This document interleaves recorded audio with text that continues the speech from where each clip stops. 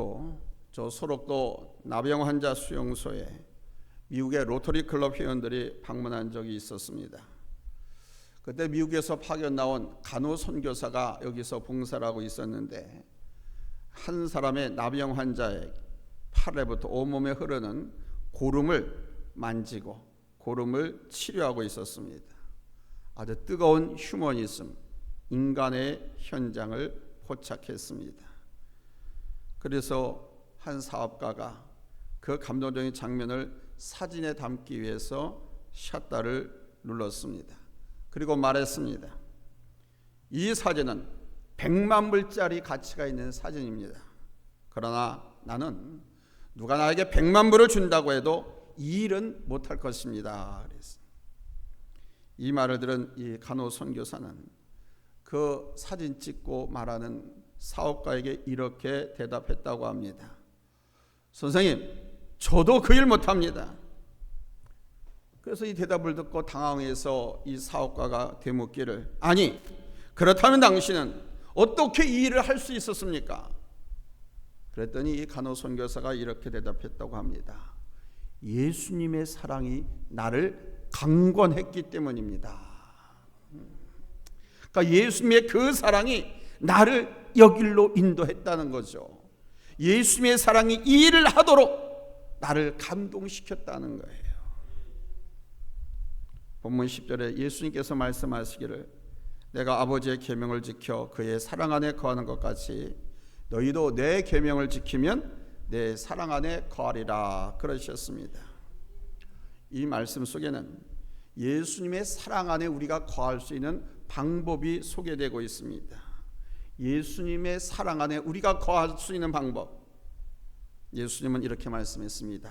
너희가 내 계명을 지키면, 이 내 계명이라고 하는 것은 구체적으로 무엇을 말하는 것일까요? 이 내 계명 안에 거하는 것이 예수님의 사랑 안에 우리가 거하는 것이라고 했는, 이 내 계명이란 12절에 자세히 명시되어 있습니다. 자, 우리 12절 같이 읽겠습니다. 시작. 내 계명은 곧 내가 너희를 사랑한 것 같이 너희도 서로 사랑하라 하는 이것이니라. 아멘. 한마디로 말하면 너희끼리 서로 사랑하라네. 너희끼리 서로 사랑하라. 이게 주님의 계명이라는 겁니다. 이 말씀은 그냥 막연한 사랑을 의미하지 않습니다. 보다도 큰 사랑을 말하는 것입니다.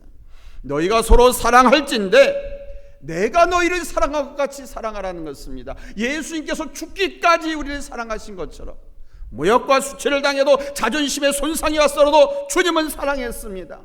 돌파매질에도 사랑했습니다. 십자가에 달려 죽기까지 하면서 사랑했습니다. 그렇게까지 사랑하라는 겁니다.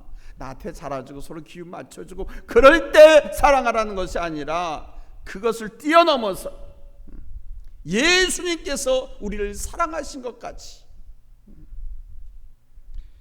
여러분 생각해 보십시오. 주님이 나를 사랑하신 것처럼 우리가 어떻게 사람을 사랑할 수 있습니까? 주님께서는 저와 여러분을 위해서 핏방울 흘리며 기도하셨고 십자가 달려 육신이 만신창이가 되어가면서도 죽어 신음하면서까지도 우리를 사랑하셨어요. 그런 사랑을 어느 누가 실행할 수 있겠습니까? 이 인간, 사람의 능력은 도저히 불가능한 것입니다. 또 원수를 사랑하라고 하신 말씀도 그렇습니다. 사랑할 수 없기 때문에 원수가 된 것인데 예수님은 우리에게 원수까지도 사랑하라고 말씀하십니다. 사실 이것은 불가능한 일 아닙니까? 그러나 이 문제를 고민하다 보면 우리는 다시 한번 우리 예수님의 위대한 그 사랑, 위대한 그 사역을 고백하지 않을 수가 없습니다. 죽은 지 오래되어서 썩어버린 나사로를 살리시고 속에 있는 또 번쩍 뜨게 하시고 귀신 들린 사람을 치유해 주신 그 능력에 감탄하는 것이 아니라 도저히 사랑할 수 없는 사람을 사랑할 수 있도록 변화시키시는 그 위대하심이, 그게 예수님께서 강권하신다는 거예요. 그 위대하심에 우리는 무릎을 꿇을 수밖에 없습니다. 인간의 마음으로는 원수를 사랑할 수 없지만 초대교회에 최초의 순교자 스테반 집사님을 생각해 보십시오. 자기를 돌로 쳐 죽이는 저 원수를 향해서 뜨거운 눈물의 기도와 용서의 사랑을 베풀어 주었습니다. 숨이 끊어지는 그 마지막 순간까지 자기의 머리를 사정없이 돌로 내리치는 그 원수를 위해서 기도했던 분이 바로 스테반 집사님 아닙니까? 만일 여러분이 아무 죄도 짓지 않았는데 돌에 맞아 죽는다고 생각해 보십시오. 그런 상황에서 그들을 진정으로 사랑할 수 있겠습니까? 그러나 하나님은 스테판으로 하여금 원수까지도 사랑할 수 있는 마음을 주셨습니다. 그게 예수님이 강권하신다는 겁니다. 예수 그리스도의 사랑이 스테반 집사님을 강권했기 때문에 그게 가능했다라는 것입니다. 구름이 흘러내리고 썩은 냄새가 나는 나병 환자를 두 팔 걷어붙이고 치료한다는 거, 이거 불가능한 일입니다. 밥을 먹다가 늙은 아버지가 가래침만 뱉어도 수저를 놓아야 할 실정에 문둥이를 치료하는 간호사의 마음에 사랑의 혁명이 일어난 것이 아닙니까? 사랑의 혁명이 일어나지 않고서야 어떻게 그런 사랑을 베풀 수 있겠습니까? 주님은 말씀하십니다. 내 하나님을 사랑하라. 그리고 내 이웃을 사랑하라고.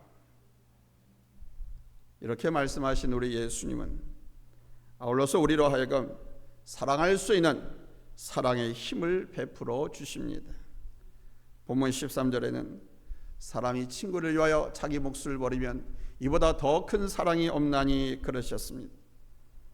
자기를 희생하는 사랑이야말로 가장 큰 사랑이라는 것이지요. 주님께서는 오늘 말씀을 통해서도 우리에게 사랑할 것을 가르치고 계십니다. 사랑하되 희생적인 사랑을 베풀라고 가르치십니다. 이해 득실 따져서 내게 유익이 되고 좋고 그 사람과 사귀면 내 인간의 사회생활에 유익하소가 아니야. 그렇게 계산해서 사랑하라는 것이 아닙니다. 그와 사랑하면, 그와 사귀면 내가 손해를 보고,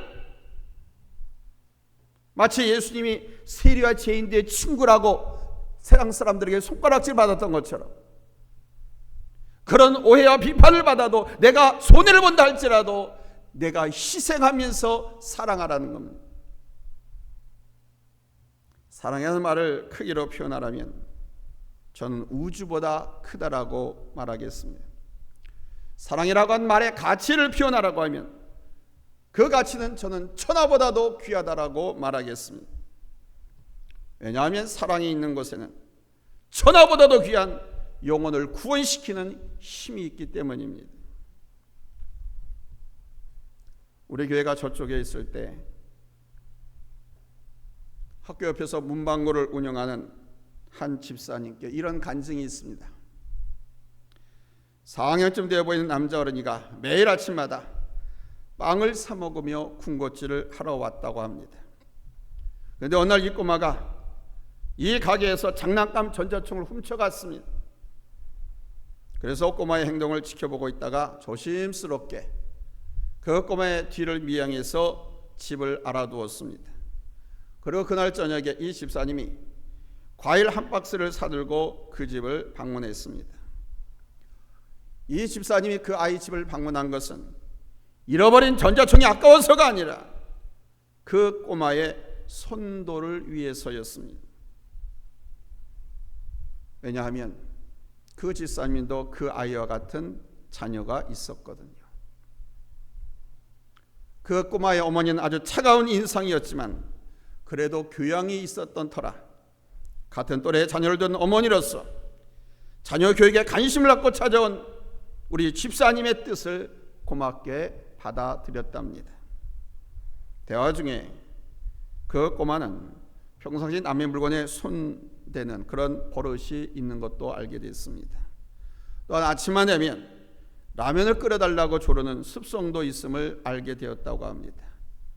그래서 그 다음부터는 이 가게에 오면 그 아이에게 일주일 동안 라면을 계속해서 집사님이 끓여줬다고 합니다.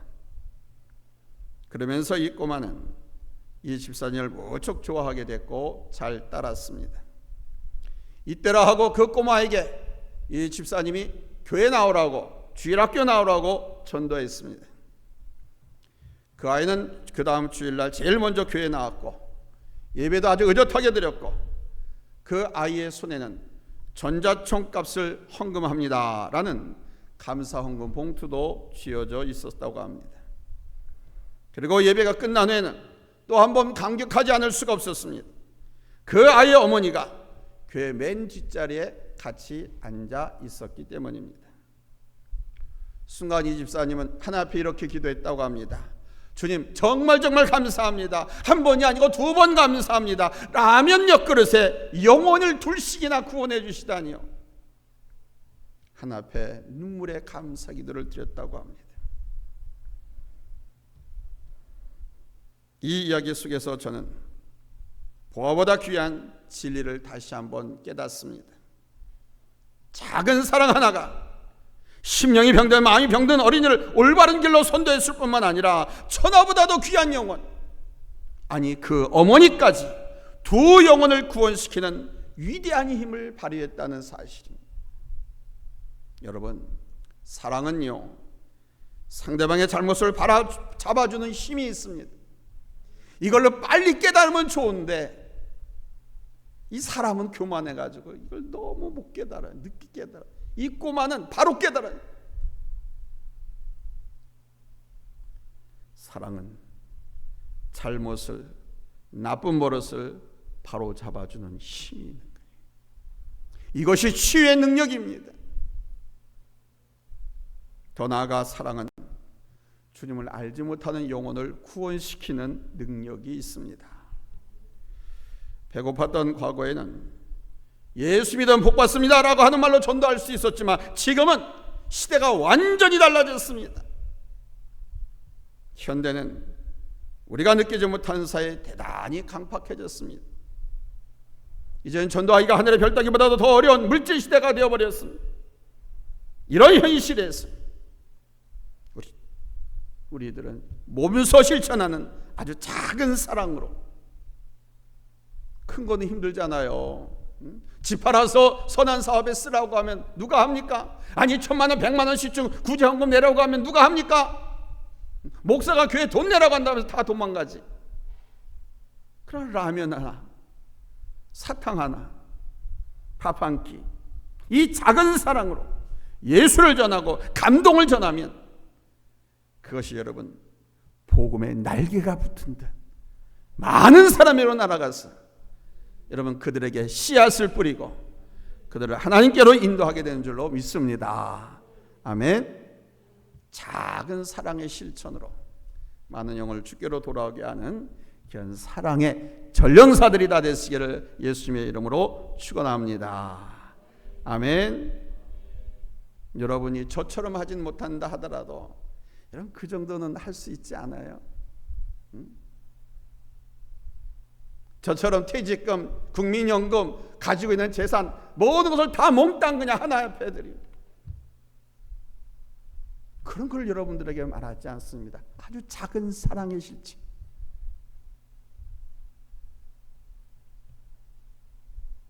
사랑에는요 또 다른 유익이 3가지 있습니다. 첫째, 사랑하면 어떤 유익이 있느냐? 내가 충만한 기쁨 가운데 살 수가 있어요. 받는 사람은요 늘 허덕여요, 배고파요. 근데 주는 사람은요 늘 기뻐요, 늘 넉넉해. 이게 하나님께서 주신 축복의 법칙입니다. 오늘 보면 11절 우리 한번 같이 읽겠습니다. 찾았으면 아멘 합니다. 합독하겠습니다. 시작. 내가 이것을 너희에게 이르면 내 기쁨이 너희 안에 있어 너희 기쁨을 충만하게 하려 함이라. 아멘. 남을 사랑한다고 하는 것은 나를 희생하는 고통이 있어야 하고요, 때로는 자존심도 버려야 하고요, 물질로도 손해를 입어야 하는 경우가 많습니다. 그러나 그것 때문에 얻는 것은 하나님께서 우리에게 기쁨을 주신다는 거예요. 삶의 기쁨을. 아멘. 그것 때문에 우리 가정이 화평하고요, 우리 집안에 기쁨이 넘치고요. 아멘. 나뿐만 아니라 가정이 평안해지고요. 할렐루야. 사람은 두 가지를 모두 소유할 수는 없어요. 한 가지를 얻기 위해서는 한 가지를 버려야 합니다. 죽지 않고 부활의 영광을 얻을 수 없는 것과 같습니다. 내가 희생을 감수하고 사랑을 베풀면 사랑의 열매와 기쁨을 얻을 수 있습니다. 사랑하는 자에게는, 이 사랑하는 자에게는, 사랑을 베푸는 사람은 기쁨이 충만할 것이라 주님께서 기쁨과 열매를 풍성하게 주시겠다고 약속하고 있지 않습니까? 아멘. 희생을 감수하고 사랑합시다. 그것이 큰 것이든 작은 것이든. 둘째, 기도의 응답을 사랑하면, 실천하면 다 받게 된다라고 약속하고 있습니다.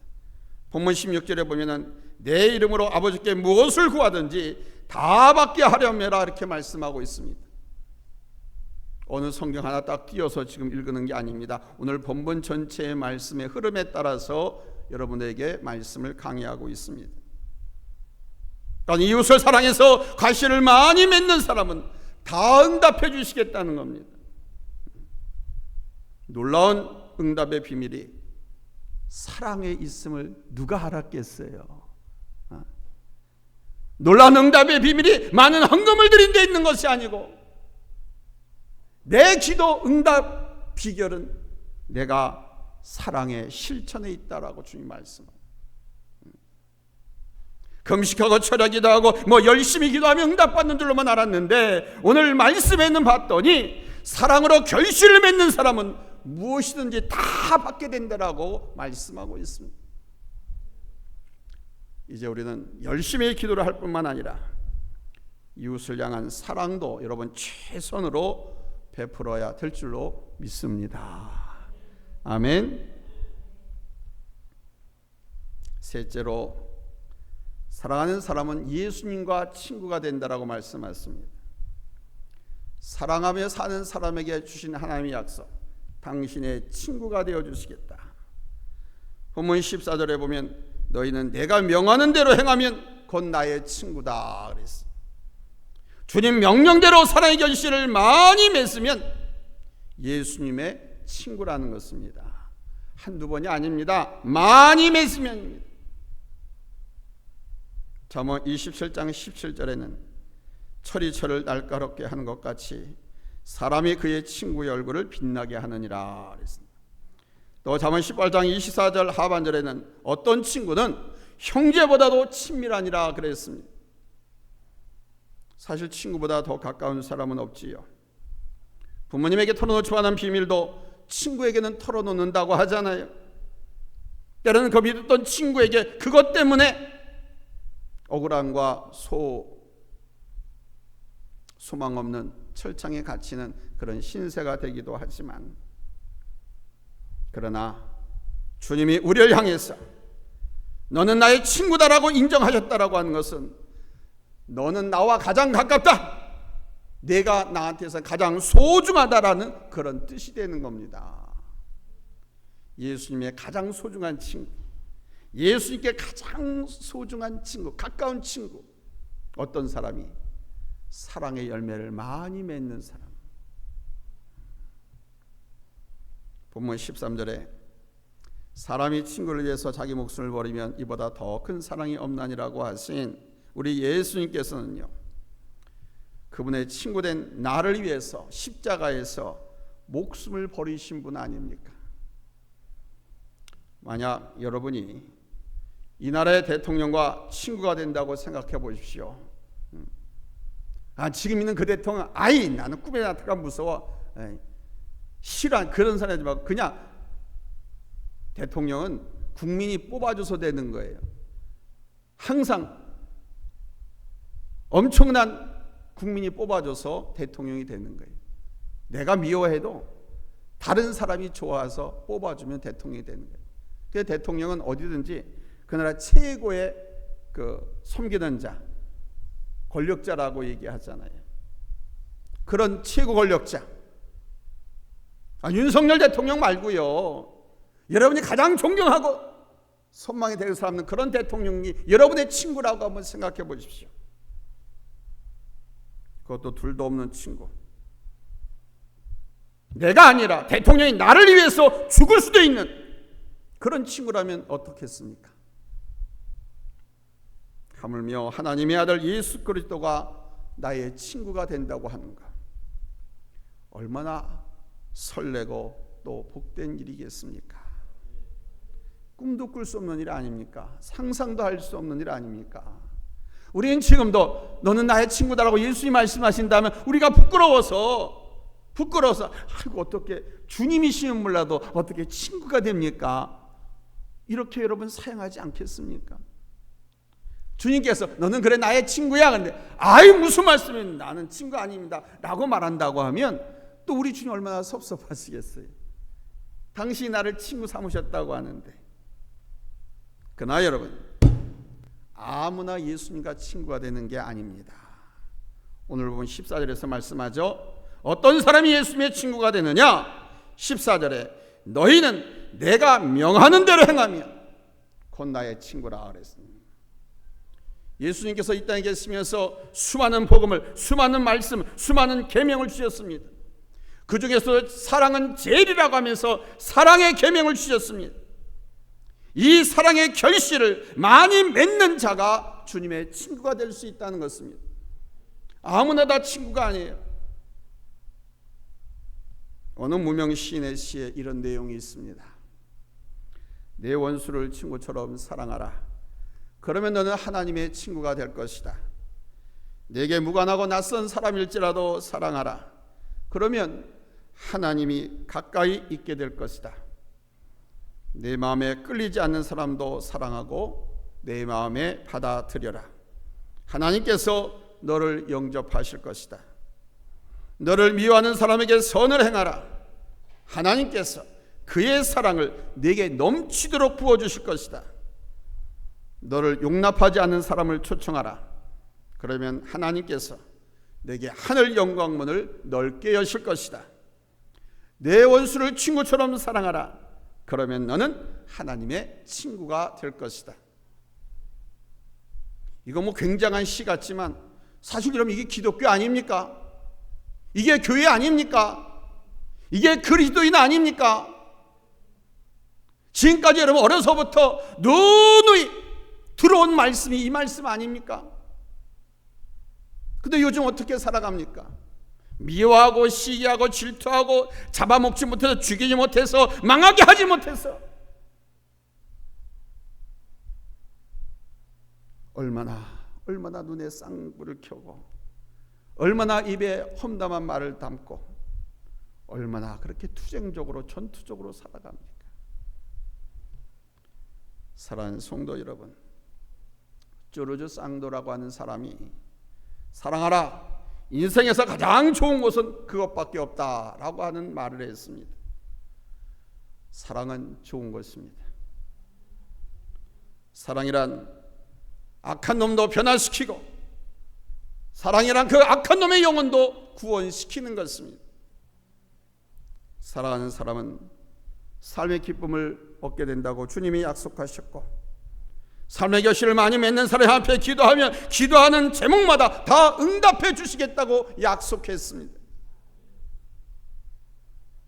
아울러 주님과 친구가 되는 놀라운 축복이 사랑의 결실을 맺는 사람에게 주어지는 것입니다. 그래서 사랑은 좋은 것입니다. 위대한 것입니다. 한번 옆 사람과 인사할까요? 사랑은 좋은 것이요. 다 웃으면서 얘기하잖아요. 예? 듣기만 해도, 이 말만 해도 사람이 좋거든. 사랑은 투기하는 것이 아닙니다. 시기하는 것이 아닙니다. 다투는 것이 아닙니다. 분쟁하는 것이 아닙니다. 나뉘는 것이 아닙니다. 배반하는 것이 아닙니다. 참는 것입니다. 인내하는 것입니다. 이해하는 것입니다. 섬겨주는 것입니다. 포용하는 것입니다. 그래서 사랑은 좋은 것이고 위대한 것입니다. 이제 오늘 본문의 마지막 절에서 하신 주의 말씀을 깊이 묵상하면서 오늘 말씀을 마치겠습니다. 17절입니다. 같이 읽겠습니다. 시작. 내가 이것을 너희에게 명함은 너희로 서로 사랑하게 하려 함이라. 아멘. 사랑하는 자는 곧 예수님의 친구라고 하셨습니다. 기도하겠습니다.